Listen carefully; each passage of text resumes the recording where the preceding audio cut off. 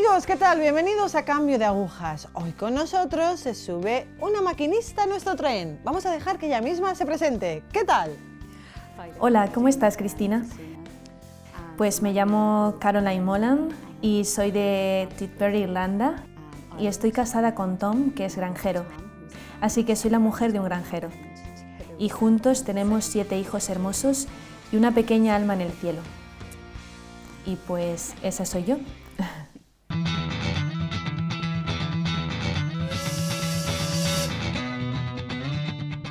Caroline, vamos a empezar un poco desde el principio. ¿Cómo fue tu niñez? ¿Dios estaba presente en tu vida de alguna manera?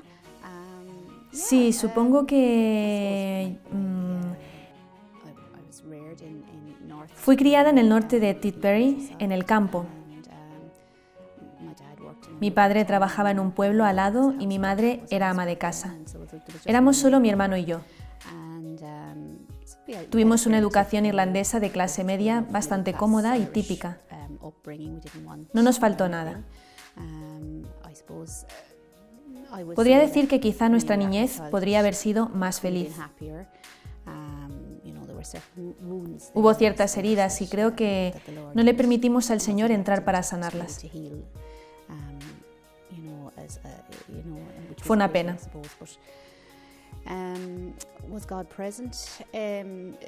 ¿Dios estaba presente? Pues siempre íbamos a misa los domingos como familia.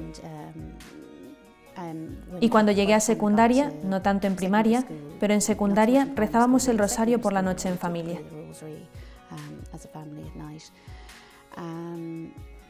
Y me acuerdo cuando era muy pequeña, quizá con 7 u 8 años, leyendo sobre Santa Catalina de Siena y haberme inspirado en ella. Yo quería ser mejor. Quizá no tenía dónde ir con ello, estaba llena de preguntas. Una vez, cuando tenía 8 años, me llevaron a un funeral. Es una cosa muy grande en Irlanda ir a los funerales. Y el tío de mi madre había fallecido y le vi tendido. Me acuerdo pensando también, ¿qué? Viéndole y sabiendo que era él, pero no era él. Fue como que, ¿dónde se fue?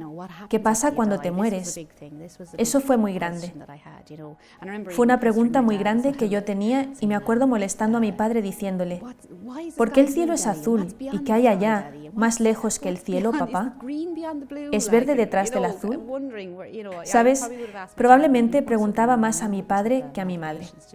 Mi madre no tenía paciencia conmigo. Pues sí, Dios estaba presente. Sentí algo en mi corazón con 7 u 8 años, pero no sabía qué hacer con ello. Así que se fue en cuanto me hice más mayor. Y supongo que me preocupé con las clases y todo, y Dios fue empujado a un lado. Si describieras la imagen de Dios que tenías cuando eras joven, cuando eras adolescente, ¿quién dirías que era? En aquella época Él estaba muy lejos, en verdad. ¿Sabes? Incluso luché con si Él estaba realmente allí o no. Lo esperaba siempre que quería que Él estuviera allí, pero no podía sentirle, no podía. Y si yo tenía una sensación de querer que las cosas mejoraran, yo no sabía cómo gestionarlo, ¿sabes?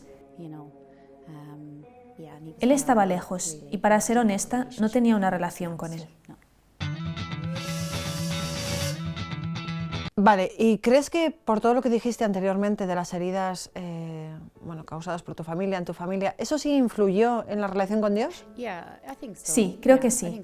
Creo que sí lo hizo más difícil para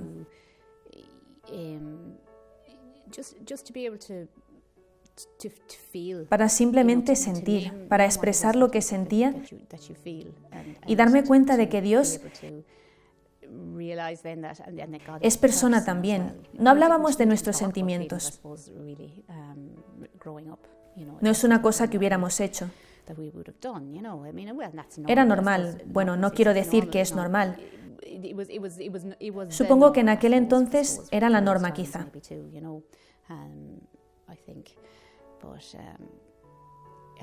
Pero yo diría que La falta de, quizás, cercanía emocional entre mi madre y yo fue un factor en ello. Y muchas veces pienso en los que hablan de la herida del padre, y si han tenido un padre ausente les cuesta concebir a Dios como a un padre amoroso. Yo diría que también hay una herida materna correspondiente. Me costó mucho tiempo, aún después de mi conversión, me costó un poco acostumbrarme a Nuestra Señora. Me convertí en 2009 y no me consagré a Nuestra Señora hasta 2017, ¿sabes? Ella estaba como, venga. Y ahora lo entiendo. Y hasta en mi propia maternidad lo entiendo un poco mejor. Yo creo que si tú no sabes cómo, si te cuesta relacionarte con otras personas, eso te perjudicará también en tu relación con Dios.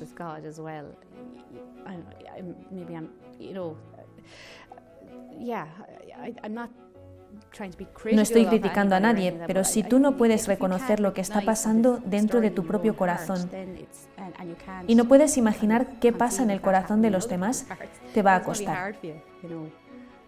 Eso fue mi experiencia de cómo eran las cosas.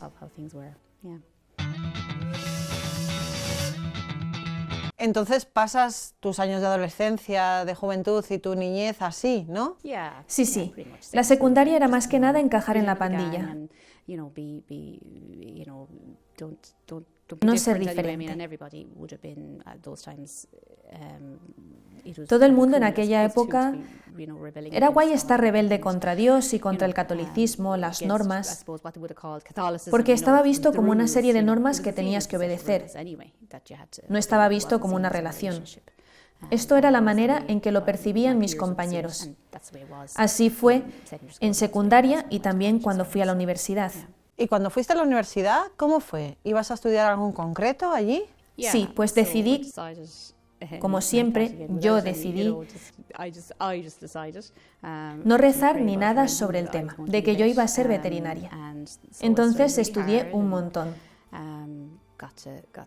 Logré la nota y fui aceptada en el curso. Y por supuesto, la universidad era todo fiesta, beber, juerga y todo este tipo de cosas. Si tú querías encajar, sentías que tenías que ser parte de aquello, aunque en el fondo era un desastre.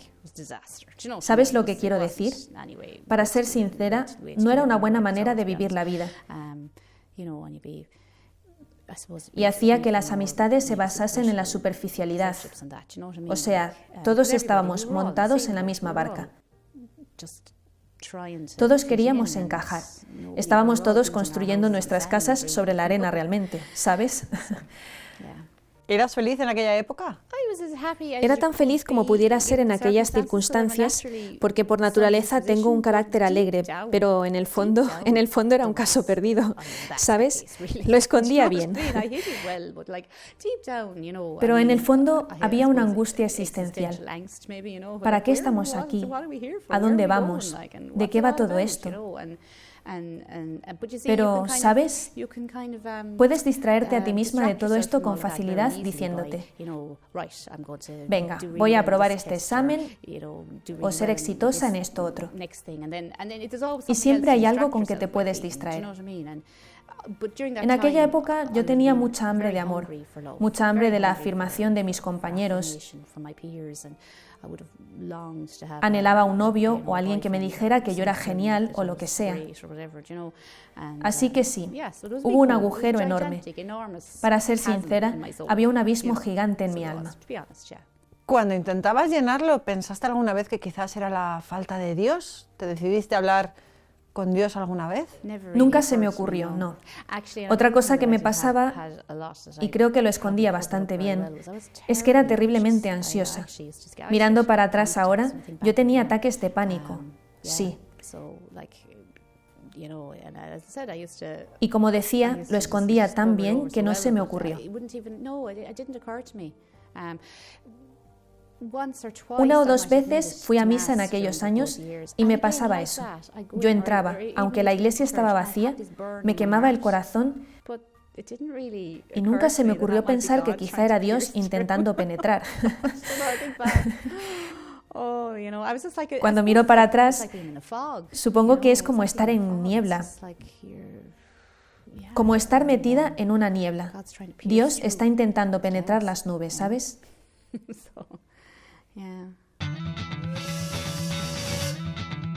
Vale, entonces terminas la universidad y te haces veterinaria. Sí. Entonces llegué aquí, a Kerr, en el sur del condado de Tidbury. Empecé a trabajar y continué con la misma vida en torno a los 20 años.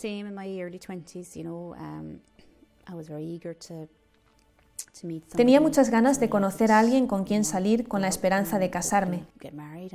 Y es lo que anhelaba todo el tiempo. Pero mira, hice las cosas mal. Como estaba lejos de Dios, no estaba viviendo como Dios quería que viviera. No era pura, no era casta. Era ir de una zona de desastre a otra. De una manera, estaba usando mi cuerpo y mi imagen como un tipo de moneda para conseguir lo que yo quería. Para ser sincera, era puro egoísmo. Cuando te ves en necesidad, a menudo te vuelves egoísta. Cuando tienes un agujero en tu alma, buscas a cualquiera y a todo el mundo para intentar llenarlo. Entonces, pues sí, supongo entonces que era egoísta. ¿Cuándo aparece Tom, tu esposo? Pues yo estaba trabajando aquí 5 años y una amiga mía vino a trabajar cerca para hacer unas prácticas. Ella vivió conmigo durante todo el año. Ya terminando su año, ella se iba a ir y Tom había sido cliente en su clínica. Y entonces hicimos una fiesta para despedir a mi amiga. Y fue cuando conocí a Tom.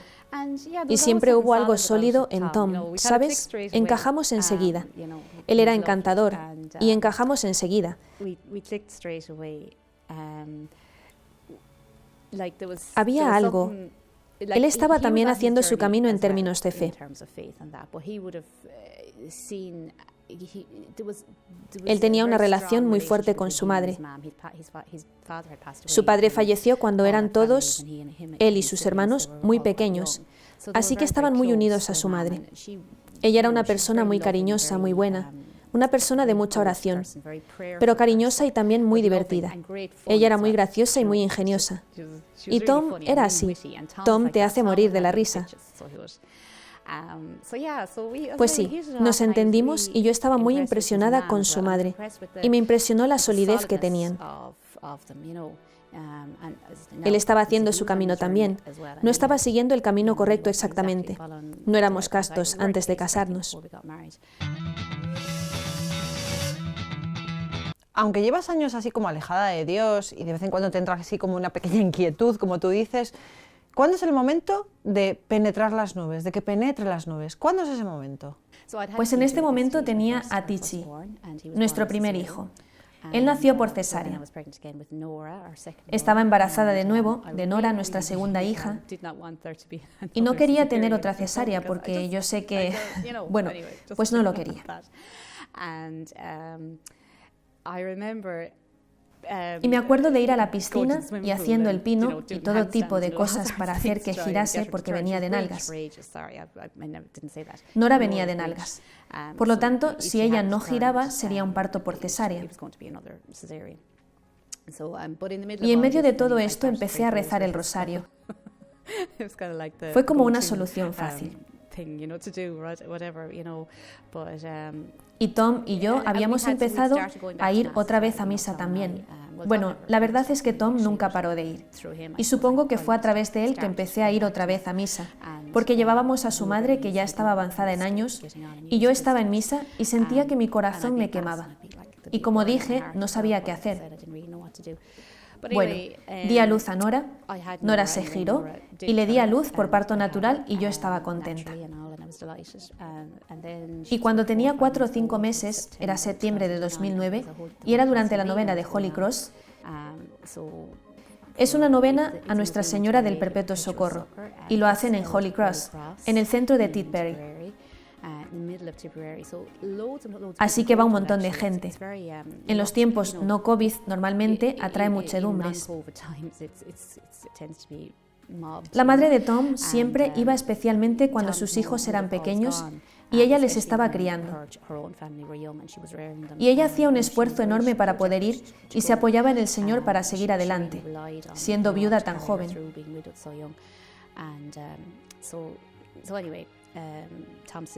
Entonces, la hermana de Tom le llevó a la novena y ella volvió con un pequeño panfleto, un pequeño librito de una mujer que se llama Gloria Polo. Y lo encontré encima de la mesa en la cocina, y lo cogí y lo leí. Claro, era la historia de la experiencia cercana a la muerte de Gloria Polo. Era su testimonio y lo leí, y me quedé como ¡wow! Y me quedé alerta. Me llamó la atención. Se lo dije a mi madre después. Le dije, he leído el testimonio de Gloria Polo. Y me dice, oh, yo tengo un libro que está lleno de experiencias cercanas a la muerte. ¿Te gustaría leerlo? Y yo dije, sí, voy a leerlo. Se llama Quiero ir al cielo en el momento en que muera. Está escrito por el padre Tadeusz Doyle. Y es un libro maravilloso porque yo siempre tenía la pregunta, ¿qué pasa después de la muerte? El padre Teddy expone todas esas historias de experiencias cercanas a la muerte y las explica muy bien. Él lo explica muy bien. Él es muy bueno en explicarlo y tenía mucho sentido. Y lo que más me impactó fue cómo una mujer habló de cómo sus pecados dañaron a Jesús. Y eso se me quedó. Mis pecados hacen daño a Jesús.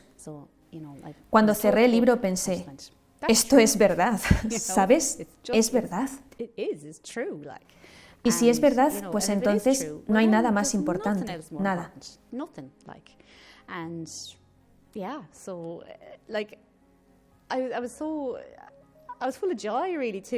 Estaba llena de alegría porque yo tenía una ansiedad muy profunda dentro de mí. Y creo que cuando vas arrancando toda la ansiedad y llegas a lo profundo, al núcleo, es una ansiedad en busca de un sentido profundo. Es una ansiedad de por qué estamos aquí y a dónde vamos y qué hacemos. Porque, ¿de qué se trata todo esto? Entonces, pues leí aquel libro y fue el punto de inflexión. ¿Pero qué fue? ¿Fue la frase mis pecados dañaron a Jesús? ¿Fue que pensaste en tu propia muerte? ¿Qué fue lo que realmente te impactó? Yo siempre quería saber qué pasa cuando te mueres. Siempre tenía la pregunta, siempre me perseguía, siempre volvía a la pregunta.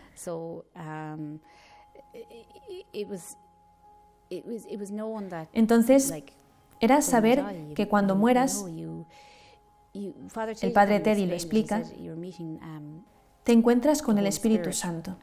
Y el Espíritu Santo te capacita para verte a ti misma, ver todos tus pecados, todo lo que hiciste y todo lo que dejaste de hacer. Y es que eso no sé, me dio respuesta a mis preguntas, ¿sabes? Y creo que también hizo que toda la persona de Jesús se hiciese viva en mi corazón.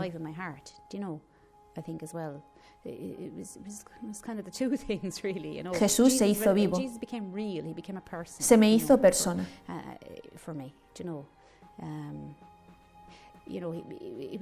Fue como cuando yo leí, mis pecados dañaron a Jesús. Fue como si yo estuviese dando un abrazo a Jesús y le pedía perdón. Es lo que yo sentí en mi corazón. Después de este momento fue un giro brutal. ¿Cómo cambió tu vida? Bueno, pues sí, lo fue. Lo fue. Me fui a confesar al día siguiente porque la novena de la Santa Cruz estaba todavía en marcha. Me fui al confesionario. Yo no tenía ni idea. Dios bendito, dije, bueno, voy a sacar todo, a ver qué tal. El pobre sacerdote.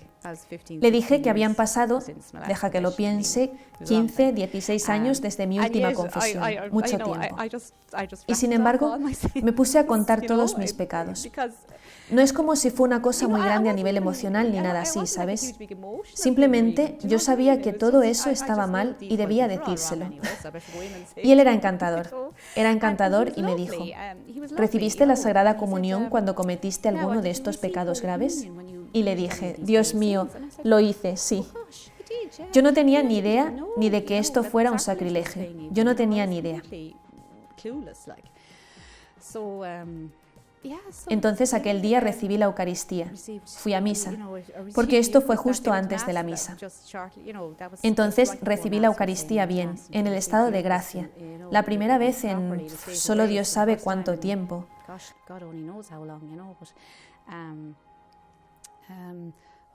¿Qué iba a decir?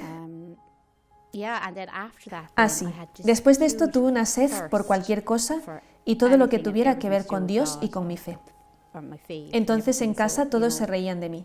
Compraba libros online, compraba libros distintos. Compré 15 ejemplares del libro Quiero ir al cielo en el momento en que muera. Y lo regalaba a distintas personas, seguro que pensaban que estaba loca. Pero bueno, yo tenía una sed inmensa de saber más de mi fe.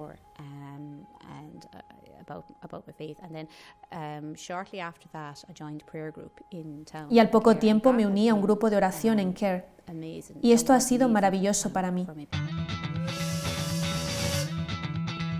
¿Ahora estás contenta? Quiero decir, ¿te das cuenta de la diferencia que es vivir con Dios, estar en gracia con Él? O sea, ¿te das cuenta de cómo ha cambiado tu vida? ¿Eres feliz con ello? No hay comparación, no hay comparación. Dios mío. Ahora hay solidez. ¿Sabes? Tengo mis pies en tierra firme.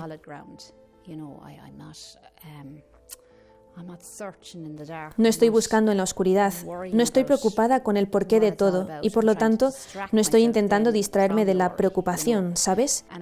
Y sé lo que es importante y lo que no es importante.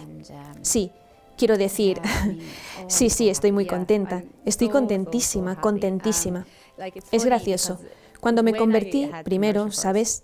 No hace falta decir que evidentemente afectó a mi relación con Tom, mi marido. ¿Sabes? Él se casó con esta chica y ahora tiene esta otra chica, totalmente distinta, ¿sabes? Pero bendito sea Dios. Yo bendigo al Señor por el sacramento del matrimonio. El sacramento del matrimonio es maravilloso, ¿verdad? Porque a través de él hemos sido capaces de amarnos el uno al otro en nuestro acercamiento hacia Jesús. ¿Sabes? Él, Thomas, él también ha crecido. ¿Sabes? Realmente toda la familia ha crecido. Desde que esto no significa que no hayamos tenido dificultades a causa de mis pecados, ¿sabes? Las consecuencias de mis pecados. Tuvimos que trabajar a través de todo eso, pero lo conseguimos. ¿Sabes? Por la gracia del sacramento. Por el amor que Tom me tiene y por el amor que Dios me tiene. ¿Sabes? Ha sido increíble.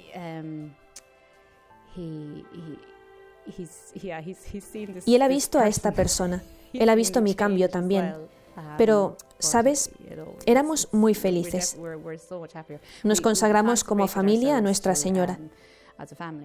Yo me consagré primero en el 2017 y después pensé que sería bonito si toda la familia pudiera hacer esto, ¿sabes?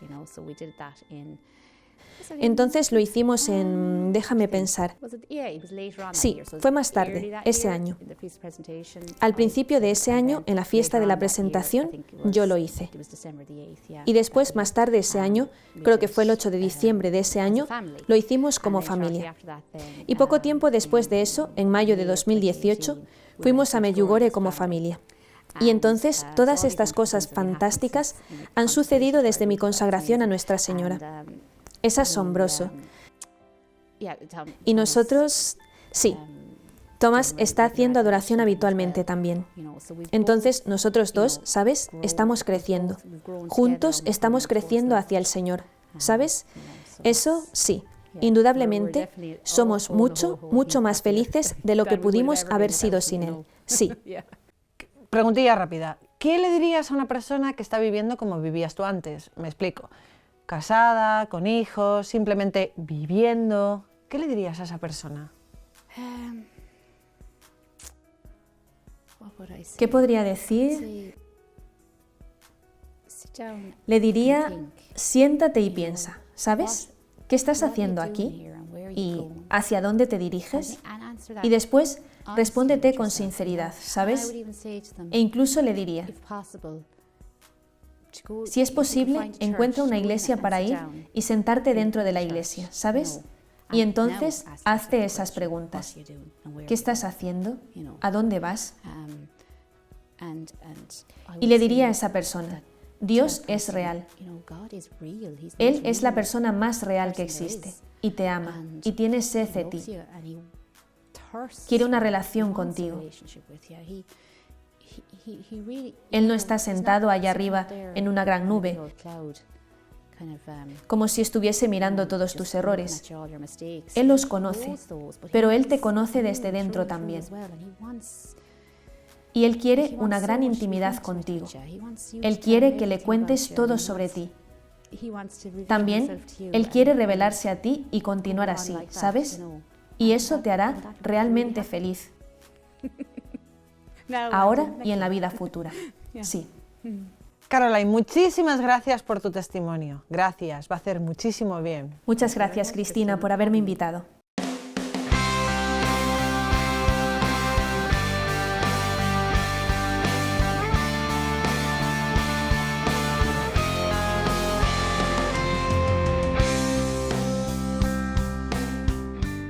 Pues amigos, algunos de vosotros me decís siempre que soy bastante expresiva. Y a ver, Caroline habla de la vida con Dios y de la vida sin Dios. Así que, vida sin Dios, vida con Dios. Pues ya sabéis. Gracias.